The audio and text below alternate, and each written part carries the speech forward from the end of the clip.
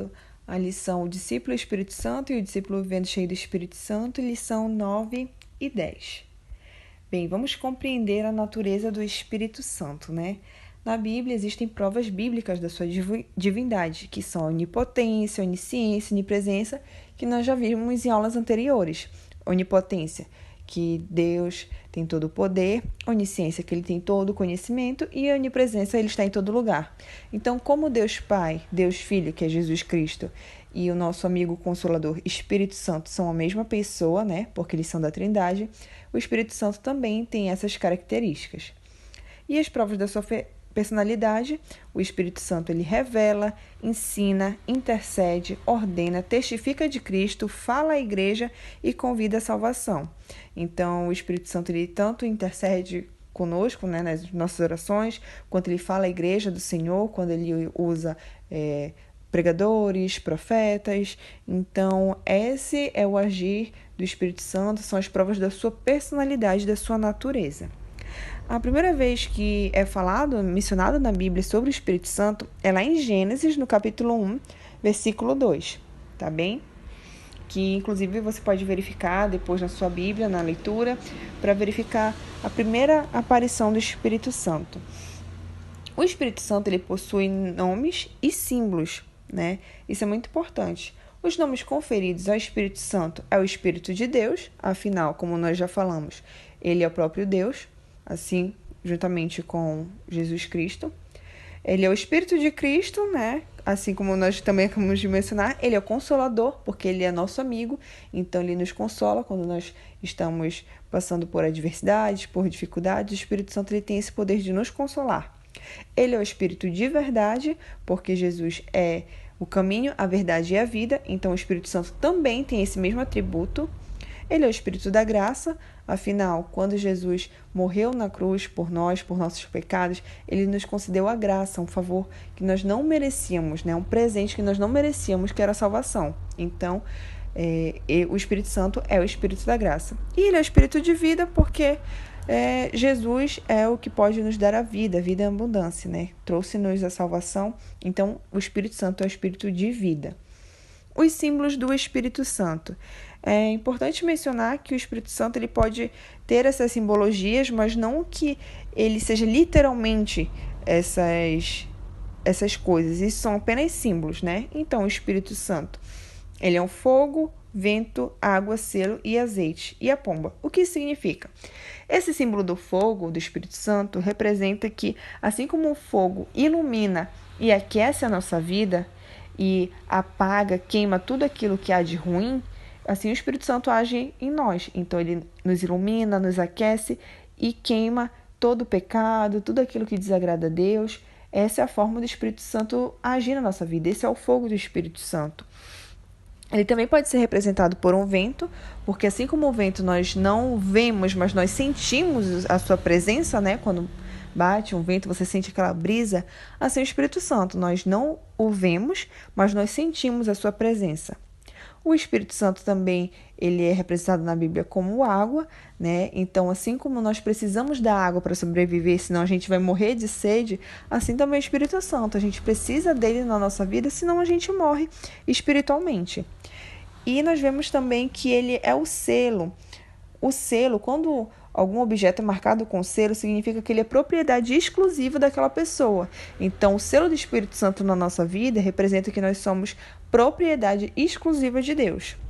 Ele também é representado pelo azeite, quando nós podemos ver lá no Antigo Testamento que quando eram apresentados reis, sacerdotes, eles sempre eram ungidos, né, em um ritual com azeite.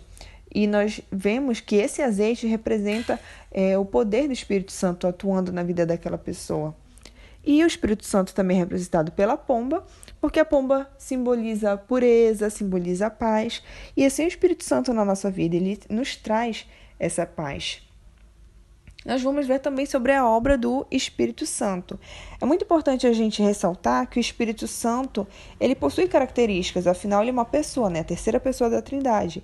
Então ele tem intelecto, ele tem vontade, ele tem sentimento, assim como uma pessoa.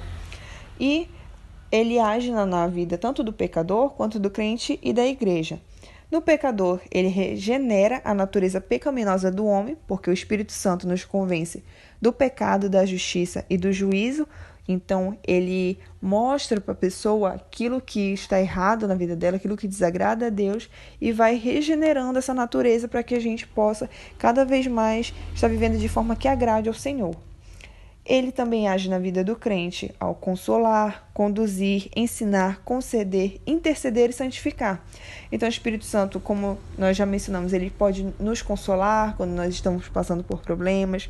Ele intercede conosco, então, nas nossas orações, quando você não souber o que falar, como orar, você pode pedir para o Espírito Santo para lhe dar sabedoria, para que você possa conversar com Deus de maneira sincera, com o coração aberto. E Ele vai nos ensinando tudo isso. Ele também nos santifica, porque o Espírito Santo ele nos limpa de todo o pecado. Então, tudo aquilo que desagrada a Deus, Ele vai nos limpando. Então, Ele vai nos conduzindo à vida, vai nos concedendo o seu poder, vai nos ensinando sobre a maneira correta de viver, a maneira que agrada ao Senhor. Então, Ele possui todas essas características na vida do crente. Na igreja, ele atua na obra de missões. Então, quando alguém vai para o campo missionário, ou então quando a pessoa vai fazer evangelismo mesmo ao seu redor, com seus familiares, amigos, o Espírito Santo aqui está falando através daquela pessoa. Ele age no ministério da pregação. Então, quando o pregador vai passar uma mensagem para a igreja, é o Espírito Santo que está falando através dele. E ele age na oração. Como nós já falamos, o Espírito Santo está sempre conosco quando nós oramos, porque ele vai nos concedendo essa sabedoria, esse discernimento. E como nós já vimos aqui, como já foi mencionado, a primeira aparição do Espírito Santo é em Gênesis 1, versículo 2. O Espírito Santo ele tem intelecto, vontade e sentimento, porque ele é uma pessoa, a terceira pessoa da Trindade. E assim, como nós já havíamos visto na primeira aula, ele é onipotente, onisciente e onipresente, porque ele possui as mesmas características do Deus Pai, porque Deus Pai, Deus Filho, Jesus Cristo e Espírito Santo são a mesma pessoa. Ele é representado pelo fogo, vento, água, selo, azeite e pomba. Nós já explicamos sobre cada um deles, o porquê ele é representado pelo fogo, o porquê ele é representado pelo vento, pela água. E ele nos consola, nos conduz, nos ensina, nos concede poder, intercede por nós em orações e nos santifica, nos limpando do pecado.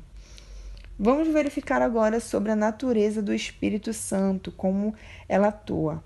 Ela atua no momento da conversão. Então, quando você aceita Jesus, o Espírito Santo, ele entra no seu coração, atuando na conversão, porque é ele que está lhe informando daquilo que você deve mudar na sua vida, do porquê você precisa de Jesus. Então, ele atua no momento da conversão. Ele atua também como uma promessa e garantia da salvação, porque quando nós recebemos a Deus, nós recebemos o Espírito Santo que nos conduz à salvação. Então, tudo aquilo que nós vivíamos antes, agora nós temos conhecimento disso e que Deus é o único que pode nos salvar. Então, o Espírito Santo nos conduz a essa salvação. E como que nós podemos receber, o batismo no Espírito Santo? É muito importante destacar aqui essa diferença. Quando você aceita Jesus, você já recebe o Espírito Santo. Mas para você receber o batismo no Espírito Santo é algo diferente. Quando você aceita Jesus, você recebe o Espírito Santo porque ele é a terceira pessoa da Trindade. Então, você aceita Deus, Jesus e o Espírito Santo. Mas o batismo no Espírito Santo, ele é verificado muito através das línguas estranhas que nós vemos nos cultos, nas profecias. E esse batismo no Espírito Santo, ele pode ser concedido através da oração e por intermédio do próprio Jesus. Então, nós podemos pedir a Jesus para que ele venha nos usar, nos revestir do seu poder e assim alcançar o batismo no Espírito Santo, que é diferente de somente receber o Espírito Santo. Receber o Espírito Santo, todos recebem a partir do momento que aceitam Jesus, mas o batismo no Espírito Santo é uma busca constante para que você venha ter cada vez mais intimidade com o Senhor. E o batismo no Espírito Santo, ele é uma promessa do Pai, é um revestimento de poder e é uma necessidade, porque o batismo no Espírito Santo ele nos dá autoridade espiritual. Então é por isso que o batismo é tão importante, tanto por ser uma promessa que Deus já fez, quanto por ser esse revestimento, essa autoridade a mais, e a necessidade porque nós precisamos sempre estar buscando ao Senhor. E quais são as dádivas do Espírito Santo? Os dons espirituais, que eles vão ser citados melhor na aula de amanhã, vai ser abordado um assunto somente sobre isso, e o fruto do Espírito Santo. Mas só para a gente já entender um pouquinho sobre os dons espirituais, eles são citados lá em 1 Coríntios 12, que fala sobre a palavra da sabedoria, a palavra da ciência, a fé, os dons de curar, profecia, enfim, são diversos dons que vão ser abordados de maneira mais profunda na aula de amanhã. O fruto do Espírito Santo, ele é representado, eu coloquei aqui uma uva só para poder exemplificar melhor, porque eles são vários gomos, digamos assim. Então, é fé, amor, é mansidão. Esse é o fruto do Espírito Santo, é você agir com essas características benéficas para a sua vida. E o Espírito Santo, ele é como um líder. Por quê? Como ele pode agir como líder? Porque ele nos ensina todas as coisas. Se você pedir sabedoria ao Espírito Santo, ele vai lhe conceder. Se você pedir para ele lhe santificar, ele vai lhe purificar daquilo que tem desagradado a Deus. E ele dirige a igreja, porque é através do Espírito Santo que as pessoas são usadas para louvar, para pregar, para entregar uma mensagem. Então, o Espírito Santo, ele comanda, ele dirige a igreja. E, como nós já vimos aqui, como nós recebemos o Espírito Santo, nós recebemos a partir do momento que aceitamos a Jesus como Salvador. Lembra que eu falei dessa diferença? Você recebe o Espírito Santo assim que você aceita, mas o batismo no Espírito Santo é evidenciado através dos dons. Então, são duas coisas distintas.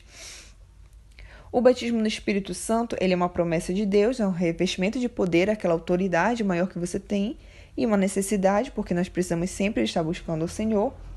E as dádivas do Espírito Santo são os dons e o fruto, como eu mencionei, o fruto do Espírito pode ser fé, amor, mansidão, todas essas coisas que lhe fazem ser uma pessoa ainda melhor e que agrada mais o coração de Deus. Os dons espirituais vão ser vistos na aula de amanhã.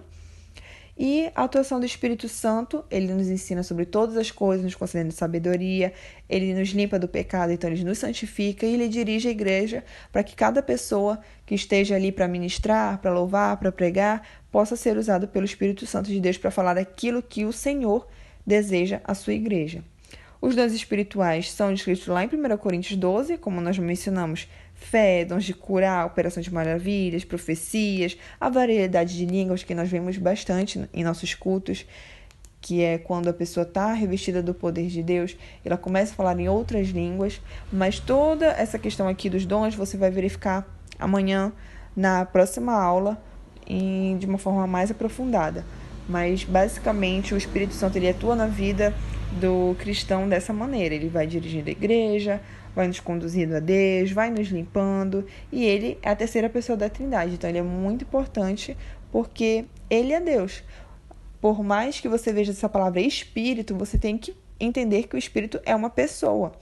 Assim como nós possuímos corpo, alma, mente, Deus, ele é um Deus triuno, ele é Deus Pai, Deus Filho e Deus Espírito Santo, e ele faz essa obra em nossa vida. Então, espero que você tenha compreendido a aula. Nós vamos verificar aqui o dever de casa logo abaixo e até a próxima aula.